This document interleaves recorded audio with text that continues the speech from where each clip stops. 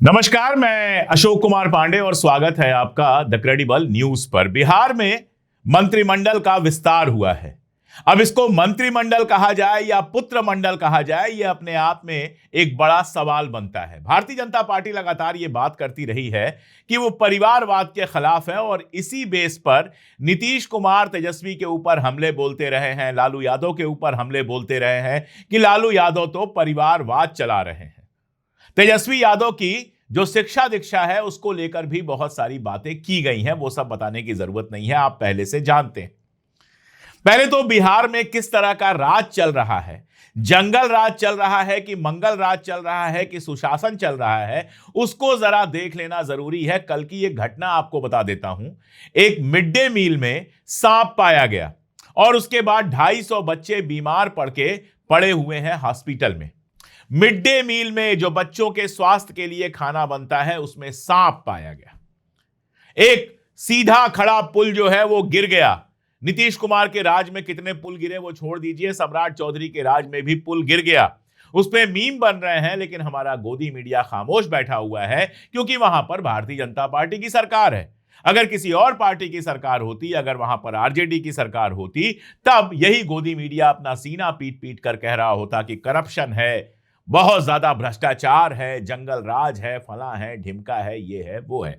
लेकिन गोदी मीडिया ना तो बिहार के जंगल राज पर कुछ बोलने को तैयार है और ना ही ये पुत्र पुत्री मंडल का जो विस्तार हुआ है उस पर कुछ बोलने को तैयार है।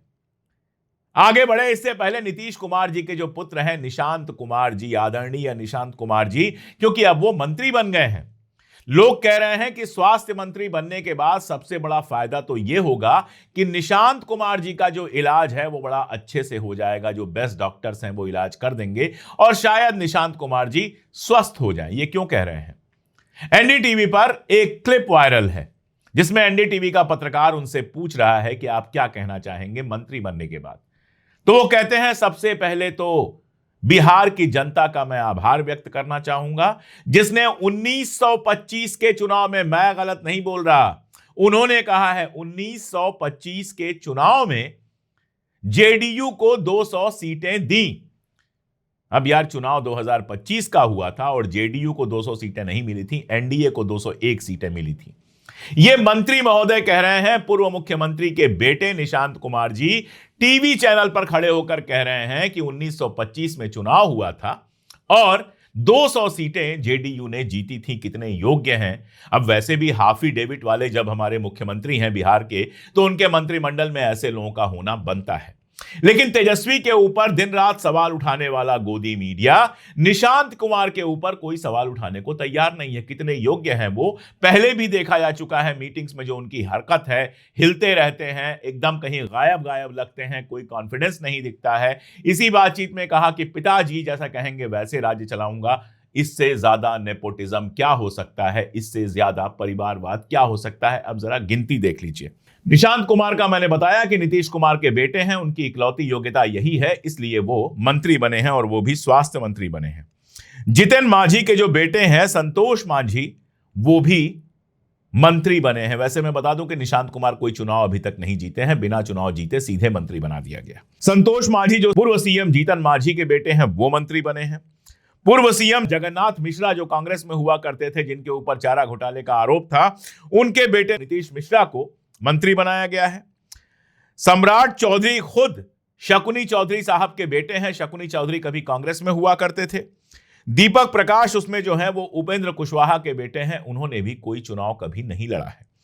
रमा निषाद जो है वो अजय निषाद जी की बहू हैं और इसके अलावा भी कई सारे लोग हैं जो वहां पर परिवार से आए हैं, जिनके बाप दादे राजनीति करते रहे हैं, कभी किसी पार्टी में कभी किसी पार्टी में, अब भाजपा या जेडीयू या कहीं और हैं, और परिवारवाद से, नेपोटिज्म से मंत्री बने हैं। मुख्यमंत्री परिवार से आए हैं, शकुनी चौधरी के बेटे हैं, और बाकी लोग भी ऐसे ही बने हैं। निशांत कुमार का एग्जाम्पल मैंने आपको बहुत डिटेल में बता दिया। वैसे मैं आपको बताऊं कि 11 जून 2024 को राहुल गांधी ने ट्विटर पर एक पोस्ट किया था, एक्स पर एक पोस्ट किया था, और यह बताया था कि केंद्र की जो एनडीए की सरकार है वो परिवार मंडल है। अब आप देखिए, इसमें एचडी कुमारस्वामी है जो जाहिर तौर पर एचडी देवगौड़ा के बेटे हैं। जयंत चौधरी हैं चौधरी चरण सिंह के बेटे, रामनाथ ठाकुर कर्पूरी ठाकुर साहब के बेटे हैं, राव इंद्रजीत सिंह राव बीरेन्द्र सिंह के बेटे हैं, रवनीत सिंह बिट्टू जो हैं जो चुनाव हार गए थे वो श्री बेअंत सिंह के बेटे हैं, माधोराव सिंधिया के बेटे हैं ज्योतिरादित्य सिंधिया जी, रामविलास पासवान के बेटे हैं चिराग पासवान, राम मोहन नायडू जो है वो श्री येरेन नायडू के बेटे हैं, पीयूष गोयल के पिता श्री वेद प्रकाश गोयल यूनियन मिनिस्टर हुआ करते थे उनके बेटे हैं, धर्मेंद्र प्रधान जो हैं वो देवेंद्र प्रधान के बेटे हैं जो यूनियन मिनिस्टर हुआ करते थे, किरण रिजिजू जो हैं रिंचिन खारू के बेटे हैं जो प्रो टर्म स्पीकर थे, अरुणाचल के जेपी नड्डा जो हैं वो जयश्री बनर्जी जी के दामाद हैं, एमपी की मिनिस्टर हुआ करती थी, जितिन प्रसाद की बात आप जानते ही हैं, जितिन प्रसाद के बेटे हैं जो कांग्रेस में थे, और ऐसे आप गिनते चले जाइए कितने सारे परिवारवाद के उदाहरण आपको एनडीए की सेंट्रल गवर्नमेंट में भी मिल जाएंगे, और बिहार में भी परिवारवाद के उदाहरण अब आपको ऊपर से नीचे तक बड़े आराम से मिलते हैं और किसी को कोई दिक्कत नहीं होती। तो मजेदार बात यह है कि जंगल राज हो, परिवारवाद हो, भ्रष्टाचार हो, कोई भी चीज हो, अगर विपक्ष का कोई मामला बनता है, कांग्रेस में अगर वो मामला था तो शोर मचता है, पूरा गोदी मीडिया कपड़े उतार के नाचना शुरू करता है कि परिवारवाद हो गया, परिवारवाद हो गया, परिवारवाद हो गया। भ्रष्टाचार का अगर मामला हो और एक भी प्रूव नहीं हुआ, मुझे अच्छी तरह से याद है 2013-2014 में यही मीडिया था, दिन रात कॉमनवेल्थ घोटाला, फला घोटाला, इतने हजार करोड़, उतने हजार करोड़ का शोर किया करता था।